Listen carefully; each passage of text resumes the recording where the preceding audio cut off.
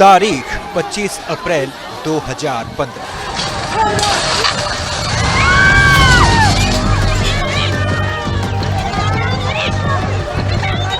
चीख पुकार, ढहती इमारतें और 9,000 लोगों की मौत।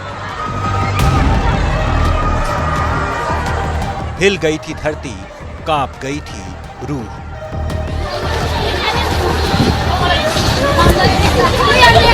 उन बुरे पलों को कोई याद नहीं करना चाहता, लेकिन मंगलवार को आधे घंटे के भीतर भूकंप के 3 झटकों ने एक बार फिर 8 साल पहले के खौफनाक मंजर की याद दिला दी, जब नेपाल में ताश के पत्तों की तरह इमारतें गिर रही थी। चीख पुकार के बीच सांसें थमती जा रही थी। इंसानी जान कुदरत के रहमो करम पर थी। अपने को बचाएं या अपनों को बचाएं, इसी कशमकश के बीच जिंदगी एक एक कर खत्म होती जा रही थी। 8 साल बाद मंगलवार को एक बार फिर नेपाल में भूकंप के झटके आए, वो भी आधे घंटे के अंदर करीब 3 बार। जब धरती कांप रही थी तो ऐसा लग रहा था कि कहीं कोई बड़ी अनहोनी न हो जाए। लोगों को 25 अप्रैल 2015 का मंजर याद आ गया। इस मनहूस तारीख को शायद ही कोई याद करना चाहता हो।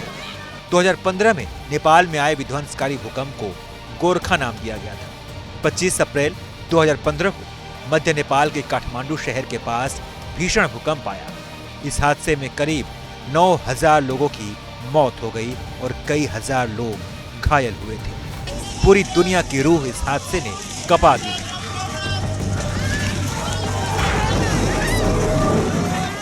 हर देश आपसी बैर मिटाकर सिर्फ नेपाल की स्थिति को सुधारना चाहता था।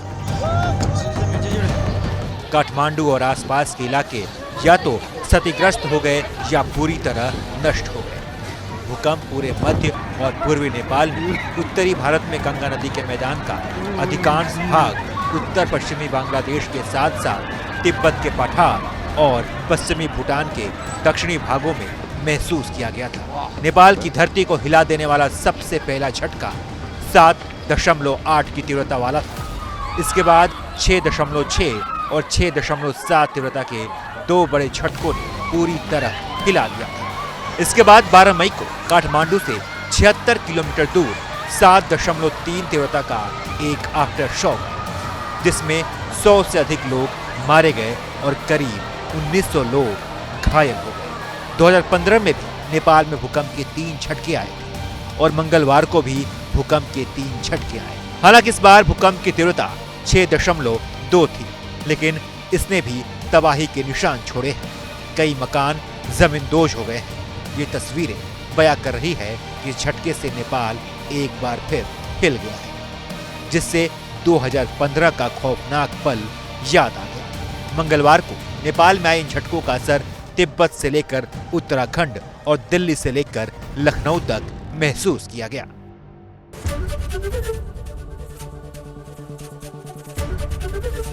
एबीपी गंगा, खबर आपकी, जुबान आपकी।